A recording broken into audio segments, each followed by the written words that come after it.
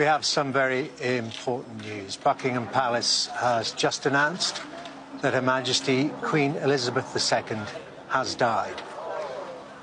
She was 96 years old. The Queen died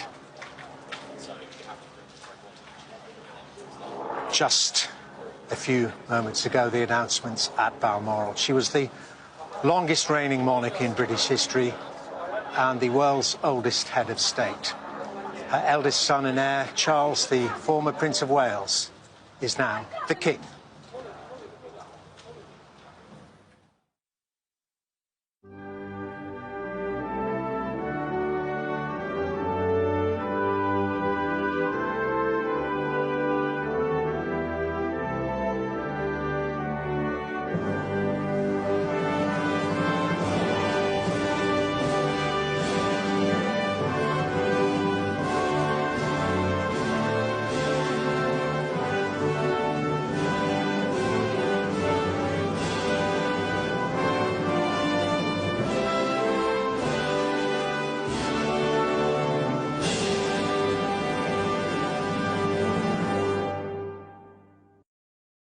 I know what you want. Well done.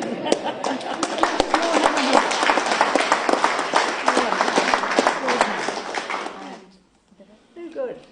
Well, that's very interesting to see.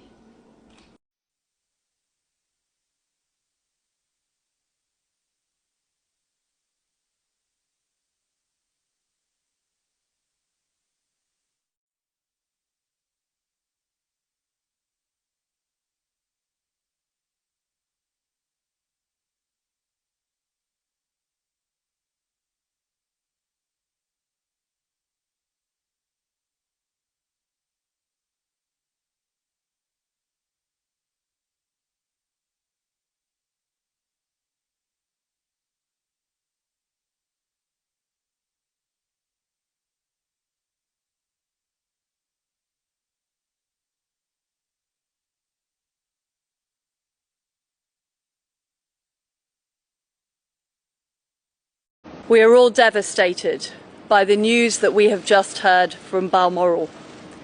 The death of Her Majesty the Queen is a huge shock to the nation and to the world. Queen Elizabeth II was the rock on which modern Britain was built. Our country has grown and flourished under her reign. Britain is the great country it is today because of her. She ascended the throne just after the Second World War. She championed the development of the Commonwealth from a small group of 7 countries to a family of 56 nations, spanning every continent of the world. We are now a modern, thriving, dynamic nation. Through thick and thin, Queen Elizabeth II provided us with the stability and the strength that we needed.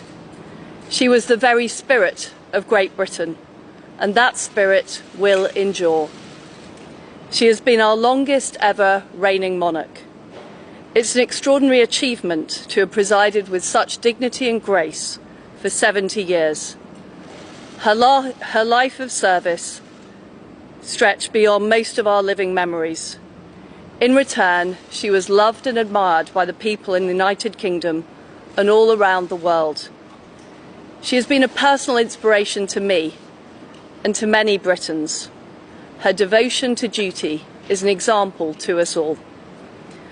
Earlier this week, at 96, she remained determined to carry out her duties as she appointed me as her 15th Prime Minister. Throughout her life, she's visited more than 100 countries, and she has touched the lives of millions around the world.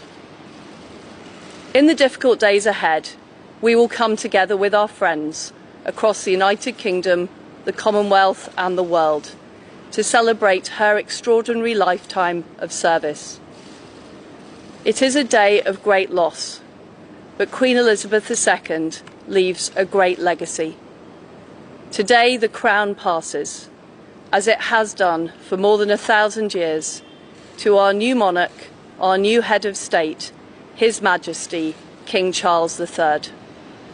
With the King's family, we mourn the loss of his mother, and as we mourn, we must come together as a people to support him, to help him bear the awesome responsibility that he now carries for us all.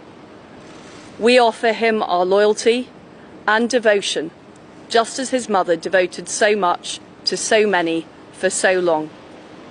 And with the passing of the second Elizabethan age, we usher in a new era in the magnificent history of our great country, exactly as Her Majesty would have wished, by saying the words, "God save the King."